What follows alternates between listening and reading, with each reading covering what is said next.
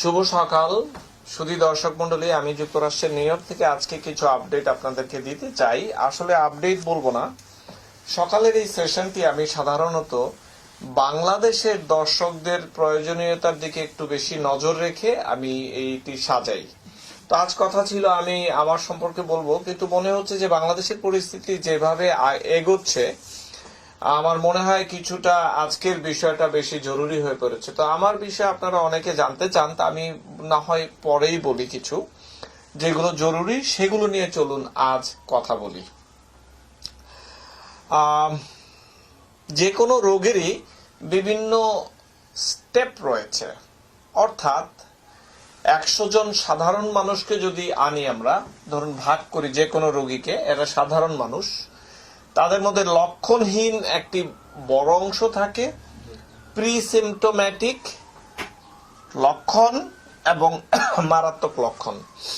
তো সাধারণ মানুষ ধরুন 100, লক্ষণহীন অর্থাৎ এইটিকে আমরা মেডিকেল ভাষায় বলি ক্যারিয়ার। এদের কোনো লক্ষণ নেই, কিন্তু এদের শরীরেও অনেক জীবাণু থাকে। এরা প্রি সিমটোম্যাটিক অর্থাৎ আপনার শরীরে রয়েছে, এরপর একটি ইনকিউবেশন পিরিয়ড বলে এটাকে, যেই সময়টিতে ব্যাকটেরিয়া বা ভাইরাস বা জীবাণুর সাথে মানুষের শরীরের ভেতরে মারামারি চলতে থাকে, কে জিতবে, কে কাকে কাবু করতে পারবে, সেটি সাময়িক হোক আর স্থায়ী হোক।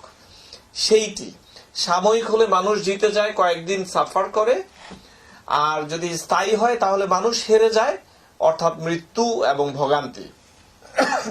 তো এখন প্রি সিমটোম্যাটিক অর্থাৎ এটিকে ইনকিউবেশন পিরিয়ড বলা হয়। করোনা রোগীর ক্ষেত্রে এটি 2 থেকে 6 দিন। এরপর লক্ষণ সহ মানুষ, অর্থাৎ পুরো রোগটি চলতে থাকে, মানুষটি ভুগতে থাকে। মারাত্মক লক্ষণ অর্থাৎ তখন টার্ন করে গিয়েছে, জীবাণু জেতার কাছাকাছি, এরপরেরটিতে নাই বা গেলাম। তো এখন সাধারণ মানুষ, আমরা সবাই জানি আজকের বিষয়টি লক্ষণহীন মানুষ, মারাত্মক একটি ব্যাপার। এটি নিয়ে আমি একটু পরে আসি। এরপর আসুন প্রি সিমটোম্যাটিক, যে ইনকিউবেশন পিরিয়ড বলি আমরা যেটিকে, অর্থাৎ আপনি জীবাণুতে এক্সপোজড হয়েছেন, আপনার শরীরের সাথে কন্টিনিউয়াস মারামারি চলছে, কিছু লক্ষণ আসা শুরু হয়ে গেছে। এই ভাইরাসের গায়ে যে স্পাইকগুলো রয়েছে এগুলো শরীরের ভেতর অ্যাটাক করছে, কোষের মধ্যে লাগছে, লাগার কারণে দেখা যায় যে এই শরীর কিছু রিঅ্যাক্ট করে এবং আস্তে আস্তে লক্ষণ শুরু হতে থাকে এবং ভাইরাস কিছুটা জয়ী হয়ে নিচের দিকে ফুসফুসের দিকে নামতে থাকে। তো এই প্রি সিমটোম্যাটিক বা ইনকিউবেশন পিরিয়ড, সেই সময়টা কেমন, কিভাবে বুঝবেন? শরীর খারাপ লাগবে, দুর্বল লাগবে, জ্বর জ্বর ভাব, পায়ে কামড়ানো, মাথা ব্যথা, খুব ভেগ অস্বচ্ছ লক্ষণ। এটি সব রোগীর ক্ষেত্রেই কিছুটা কাছাকাছি, সব রোগের ক্ষেত্রে। সো এটি শুধু করোনা এটি হলে হয়েছে আর এটি হলে ফ্লু হয়েছে এরকম কিছু নেই।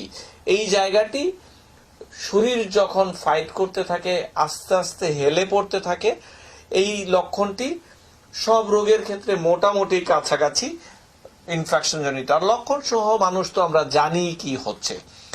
তবে প্রি সিমটোমেটিক থেকে লক্ষণ শুরু হওয়ার যে এই 5ম বা 4র্থ বা 6ষ্ঠ দিনগুলো, মানুষ ভেদে এগুলো ডিফারেন্ট। এই সময়টিতেই একজন মানুষ আরেকজনকে বেশি রোগ দেয়, অর্থাৎ শরীরের ভিতরে ওই সময়টুকুতে অনেক বেশি ভাইরাস থাকে, যেটির কারণে এটি অনেক বেশি ছোঁয়াচে। এখন আসুন লক্ষণহীন মানুষগুলোর নিয়ে কথা বলি।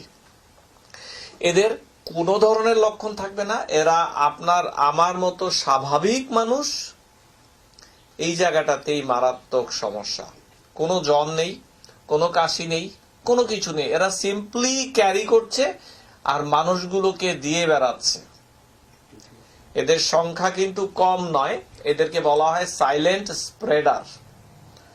অর্থাৎ আপনার পাশের যে মানুষটি এই মুহূর্তে বসে আছে, আপনি ভুলেও জানেন না সে সাইলেন্টলি নীরবে আপনার শরীরে বিষ ঢেলে দিচ্ছে কিনা। এইটি একটি মারাত্মক ভয়ের ব্যাপার।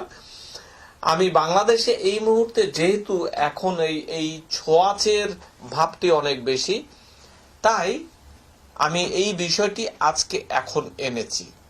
যারা মাঠে ঘাটে ঘুরছেন তাদেরকে বলছি, আপনারা নিজের ক্ষতি করছেন, আপনারা মানুষের ক্ষতি করছেন, আপনারা পাড়া প্রতিবেশী আত্মীয় স্বজন বন্ধু বান্ধব সবার ক্ষতি করছেন।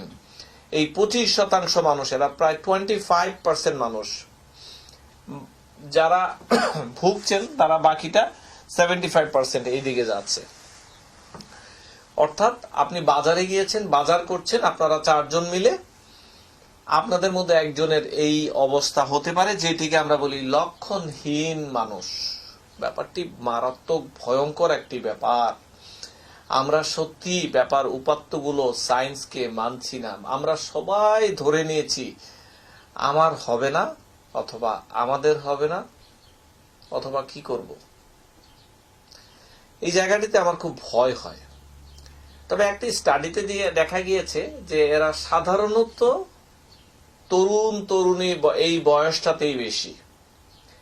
তাই আমি বলছি, সবাই মোটামুটি বুঝছেন ব্যাপারটিকে, কিন্তু তরুণ তরুণী যারা আছো তোমরা বুঝতে হবে। হ্যাঁ, তোমরা হয়তো তোমাদের শরীর ক্যারি করছে, তোমার হয়তো কিছুই হচ্ছে না, কিন্তু বাবু তুমি তো সবাইকে দিয়ে বেড়াচ্ছ, সেটির কি হবে? সেটিই কথা। নিজে হয়তো লক্ষণ নেই, কিন্তু যাকে দিচ্ছ তার হয়তো মারাত্মক লক্ষণ হচ্ছে, অথবা সে মৃত্যুবরণ করছে। একটু ভেবে দেখবে কি তোমরা ব্যাপারটি? ধরুন স্বামী স্ত্রী, স্বামী ক্যারিয়ার, উনি বাইরে যাচ্ছেন সবসময়, তার কোনো লক্ষণ নেই, কিন্তু এই রোগটি দেখা গেল আপনার মাধ্যমে যে কোনোভাবেই হোক আপনার স্ত্রীর কাছে চলে গেছে, এবং সেই ক্ষেত্রে স্টাডি বলছে যে তার জ্বর, কাশি, শ্বাসকষ্ট, ইভেন মৃত্যু পর্যন্ত হতে পারে। অর্থাৎ দেখুন, স্বামী এবং স্ত্রী, একজন লক্ষণহীন মানুষ ছিল, বাইরে থেকে নিয়ে এসেছেন, এসে বাড়িতে সবাইকে দিলেন, যার মধ্যে মৃত্যু পর্যন্ত হতে পারে। অর্থাৎ এই ভাইরাসটি শরীরে ঢুকলে সবার ক্ষেত্রে যে লক্ষণ হবে তা নয়, কিন্তু কারো কারো ক্ষেত্রে মৃত্যু পর্যন্ত হয়ে যাচ্ছে। অর্থাৎ ভাইরাসটি বেশ সুবিধাভোগী একটি ভাইরাস। যাকে কুপকাত করতে পারে না তার ক্ষেত্রে চুপচাপ থাকে, আর যাকে কুপকাত করতে পারে তার ক্ষেত্রে সে হার্ড লাইনে চলে যায় এবং সর্বাধিক ক্ষতিটি করে ফেলে সে। এটি একটি দুঃখজনক ব্যাপার, কিন্তু আমরা কেউ মানছি না। আরেকটি কথা, এই দুষ্ট ভাইরাসে আমরা প্রায় আমরা যারা বিজ্ঞানীরা, যারা ডাক্তার বলুন, যারা ভাইরোলজি নিয়ে পরীক্ষা করছে, তারা আমরা জানি যে সাধারণত একটি ভাইরাস ঢুকলে সে একাই যায়, কিন্তু এই দুষ্ট ভাইরাসটি অনেক ক্ষেত্রে দেখা যাচ্ছে যে সে নিজে একা যাচ্ছে না, সে সাঙ্গুপাঙ্গু নিয়ে মানুষকে অ্যাটাক করে। কেমন? ইনফ্লুয়েঞ্জা ভাইরাস তার সাথে অনেক সময় যায়, প্যারা ইনফ্লুয়েঞ্জা ভাইরাস তার সাথে যায়, অ্যাডেনো ভাইরাস অনেক সময় যায়, অন্যান্য রকমের ছোট ছোট ভাইরাসগুলোকে সে সাথে নিয়ে মানুষগুলোকে অ্যাটাক করছে। এই জায়গাগুলোতেই যত আমাদের দুর্বলতা, আমরা এখনো বিজ্ঞান এখনো এটি স্টাডি ফেজে আছে, তো এটি নিয়ে খুব বেশি তাদেরও যে অভিজ্ঞতা আছে তা নয়, এগুলো আস্তে ধীরে বের হয়ে আসছে। আসলে চায়না বোধহয় এগুলো জানতো, আমি বিশ্বাস করতে শুরু করেছি। না হলে এই নতুন নতুন তথ্যগুলো আমেরিকা থেকে কেন আসতে হবে? তারা তো আমেরিকা থেকে 4 মাস এগিয়ে ছিল। আর চায়নাকে আমি তো বলবো না যে তৃতীয় বিশ্বের দেশ, তাদের মেডিকেল সায়েন্স অতটা ভালো নয়। আমি বিশ্বাস করতে শুরু করেছি কিছুটা তাদের বেয়াদবিটা। যাই হোক, ওইদিকে নাইবা গেলাম। এর পরের যে প্রশ্ন, তবে কি এই অ্যাসিম্পটোমেটিক বা প্রিসিম্পটোমেটিক এই মানুষগুলো কি আসলে সত্যিই খারাপ? না, তা খারাপ নয়। এই মুহূর্তে একটি কাজ হবে আমাদের, আমরা ধরে নেব যে কোনো মানুষ আপনার আশেপাশে আছে, তাদের করোনা আছে, তাদের লক্ষণ থাকুক বা তাদের লক্ষণ না থাকুক। এইটি হচ্ছে আজকের মেসেজ। অর্থাৎ সবাই মাস্ক পরে ঘুরবেন, সেটি বাড়ির ভেতরে হোক বাড়ির বাহিরে হোক, সবাই গ্লাভস পরে হাঁটবেন, সেটি বাড়ির ভেতরে হোক বাড়ির বাহিরে হোক। এইটি হচ্ছে মেসেজ। আপনাদের কাছে, বাংলাদেশবাসীর কাছে আমার অনুরোধ, সবাইকে বলুন ডিস্টেন্স মেনটেন করতে। ডাইনিং টেবিলে বসে সবাই কাছাকাছি খাবার দাবার খাবো আগামী 1 মাস 1.5 মাস নাই বা করলাম, সবাই খাবার নিয়ে চলে গেলাম যার যার কাছ থেকে। ব্যাপারগুলো সবাইকে বুঝতে হবে। এই যে ডিস্টেন্সিং কথাটা বলা হচ্ছে, এটি বারবার বলা হচ্ছে এই কারণে, এই মুহূর্তে বিজ্ঞানও অনেক কিছু জানে না, তাই সর্বোচ্চ চেষ্টা করে যেতে হবে, এইটি হলো কথা। তবে তাহলে কি লক্ষণহীন মানুষ ধরে ধরে সবাইকে পরীক্ষা করতে হবে? 100 জন মানুষ আছে একটি জায়গাতে থাকে, তাদের সবাইকে পরীক্ষা করতে হবে? না, তা নয়। সেটি করার প্রয়োজন নেই। এত কিট মানুষের কাছে এই মুহূর্তে নেই। যাদের রিস্ক বেশি এবং যারা লক্ষণ আছে তাদেরকে টেস্ট করার জন্য এখনো বলা হচ্ছে। তো সেই দিকেই বিজ্ঞানীরা আগাচ্ছে। অনেক প্রেগনেন্ট বা গর্ভবতী মায়েদের দেখা গিয়েছে যে তাদের বেশ ভালো একটি অংশ, 20 থেকে 25% মায়েরা, তাদের দেখা যায় লক্ষণ নেই, তারা ক্যারি করছে। তার অর্থ হচ্ছে যে এখন হাসপাতালগুলো ধরে নিয়েছে প্রত্যেক গর্ভবতী মায়ের করোনা আছে, তারা হাসপাতালে ভর্তি হলে প্রথম কাজ হচ্ছে প্রেগন্যান্সি টেস্ট করার আগে করোনা টেস্ট করে নাও। এটি আপনাদের বাংলাদেশের ডাক্তার ভাই বোনদেরকে বলছি, এটি খেয়াল রাখবেন। আরেকটি জিনিস বাংলাদেশের ডাক্তার ভাই বোনদেরকে বলি, এই মুহূর্তে হিরোইক কিছু করা যাবে না। আপনারা নিজেদেরকে প্রোটেক্ট করতে হবে এবং রোগীর সেবাও দিতে হবে, দুইটিই করতে হবে। আপনারা মাঠ ছেড়ে চলে যাবেন, এটি হবে না, আবার রোগীদেরকে তাড়িয়ে দিবেন, সেটিও হবে না। একটি ব্যালেন্স করতে হবে। যেটি করা হয়, এই মুহূর্তে ধরে নেওয়া হয় হাসপাতালে যে কোনো রোগী যাচ্ছে সবার করোনা আছে ধরে আপনি প্রোটেকশন নিয়ে তার থেকে হিস্ট্রি ফিজিক্যাল যতটুকু না হলেই না ততটুকু করে নিতে হবে, এইটি মনে রাখবেন। আজকে একটি পত্রিকায় দেখলাম লেখা যে সৌদি আরবে বা মধ্যপ্রাচ্যে যারা এফেক্টেড হচ্ছে তাদের মধ্যে 70% হচ্ছে বিদেশি মানুষ যারা সেখানে আছে। তার চেয়েও ভয়াবহ ব্যাপার, এদের মধ্যে 20% মানুষ আমাদের বাংলাদেশি ভাই বোনেরা। বড় মুশকিল, আমরা খাবার দাবার আনতে গিয়েও আমরা মারা যাচ্ছি সেখানে, বড় মুশকিল। আমাদের কপালটাই খারাপ। কেন জানেন ওখানে আমাদের এই অবস্থা? আমরা সবাই একসাথে থাকি গাদাগাদি করে, আমাদের সেই পুষ্টির অভাব, শিক্ষার অভাব, আমাদের কোনো চয়েস নেই। যারা বিদেশে এইরকম ভাবে থাকেন, যারা বলছিলাম, তারা একটু সাবধানী হবেন। লক্ষণ যাদের আছে তাদেরকে একটু আলাদা করে দিন। কোয়ারেন্টাইন, সামাজিক দূরত্ব। বিদেশে বসে অসুস্থ হবেন, মরে যাবেন, আমরা কিছুই করতে পারবো না পরিবারগুলো দূর থেকে। তাই আপনারা একটু সাবধানী হন। যেখানে না গেলেই নয় সেখানে যাবেন না। যদি লকডাউন নাও হয় চেষ্টা করুন বাড়িতে থাকার জন্য। যারা বিদেশে কর্মরত কর্মজীবী ভাই বোনেরা আছেন তাদের জন্য বলছি, তাদের জন্য কষ্ট হয় আমার। এখন বাংলাদেশের অবস্থা একটু বলি। আমরা সবাই সংখ্যা নিয়ে খুব উদ্বিগ্ন।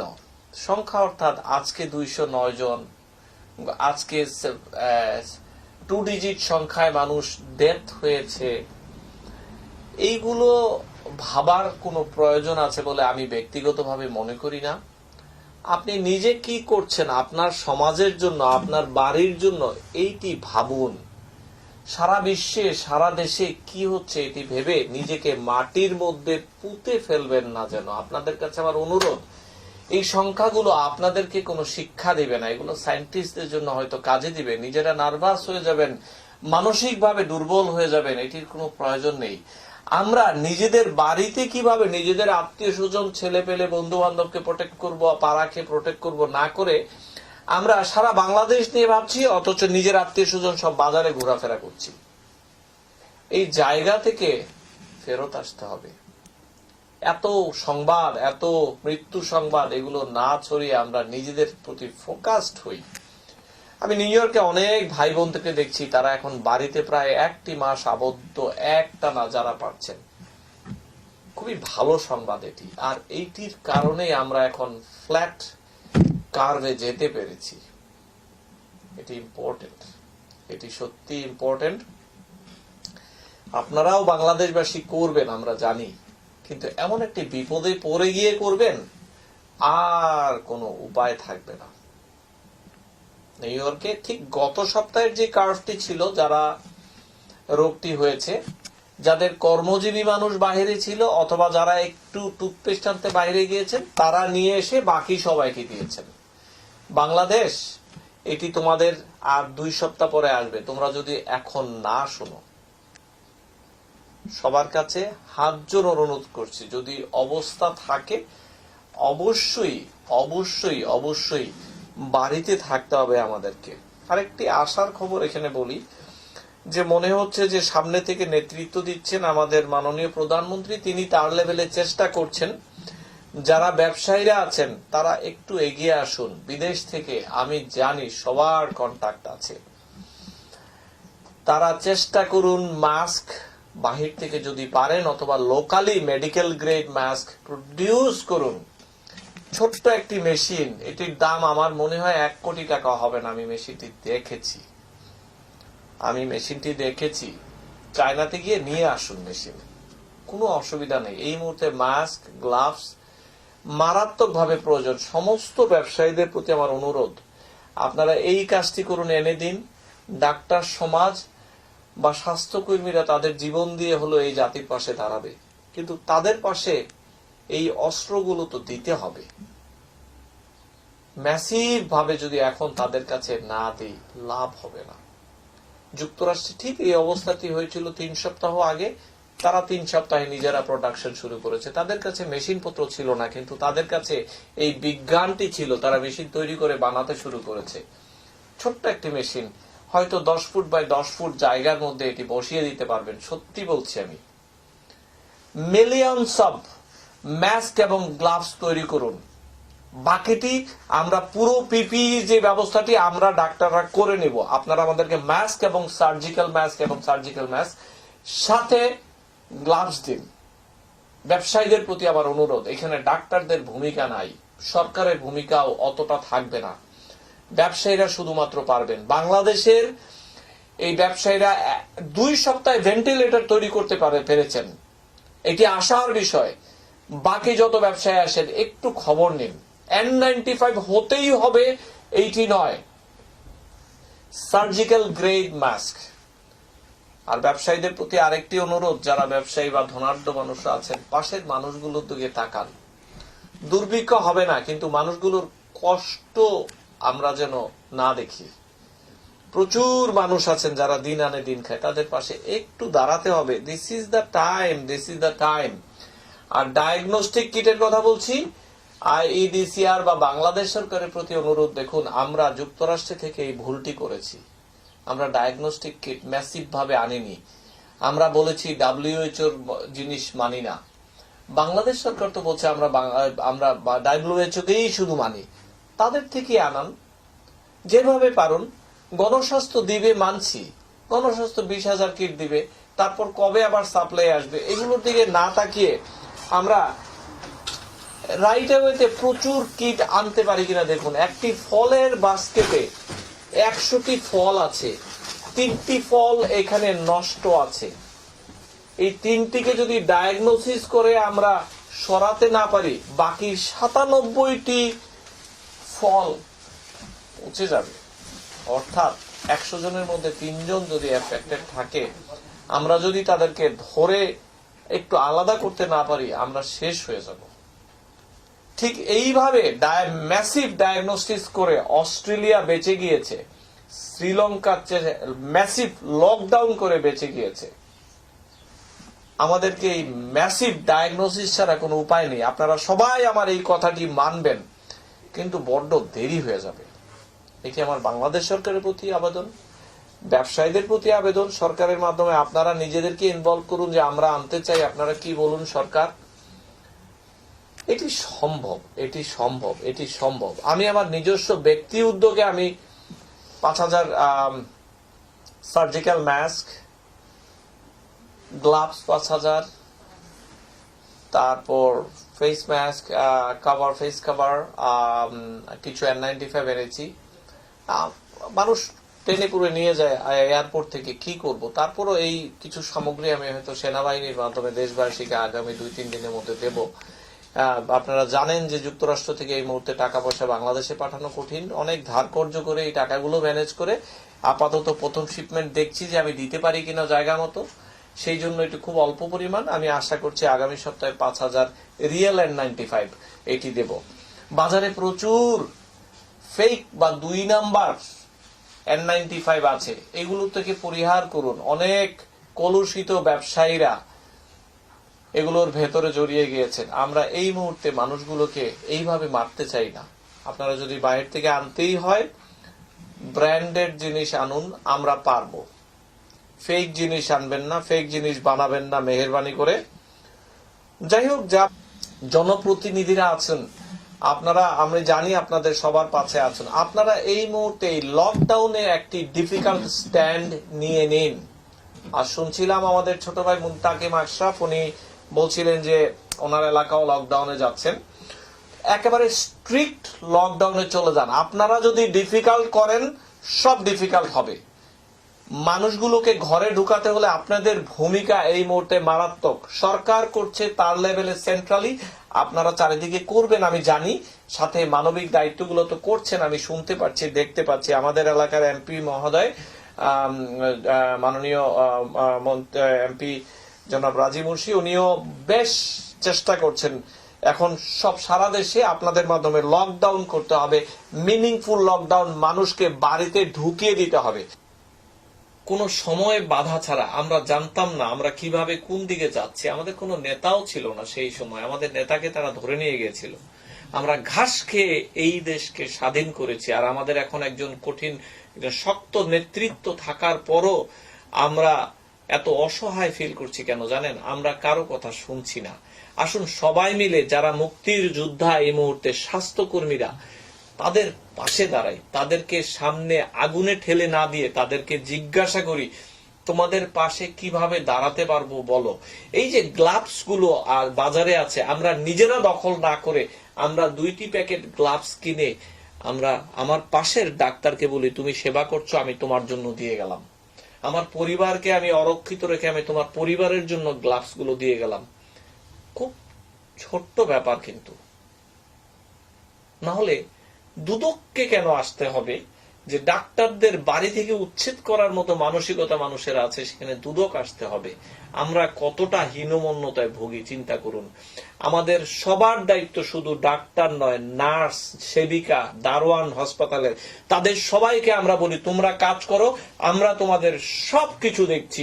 এটি আমাদের নৈতিক দায়িত্ব। 71-এ যেভাবে আমরা যুদ্ধ করেছি, মুক্তিযোদ্ধাদেরকে আমরা এক মুঠো মুড়ি হলেও দিতে পেরেছি, আমাদের পর্যায় থেকে এটি করতে হবে। কাদা ছোড়াছড়ি আমরা অনেক করেছি, আর নয়, আর নয়, আর নয়। আমি দুঃখিত, আমি ব্যাপারগুলোতে আবেগী হয়ে যাই, একটু কথা বেশি বলি। মেডিসিন বিশেষজ্ঞ তো, আমাদের অনেকটা হকারের মতো কাজ করতে হয়। সবাই যে যেখানে আছেন সুস্থ থাকুন, ভালো থাকুন, মেন্টালি স্ট্রং থাকতে হবে। আমি যুক্তরাষ্ট্রের নিউ ইয়র্ক থেকে ডাক্তার ফেরদৌস খন্দকার বলছি।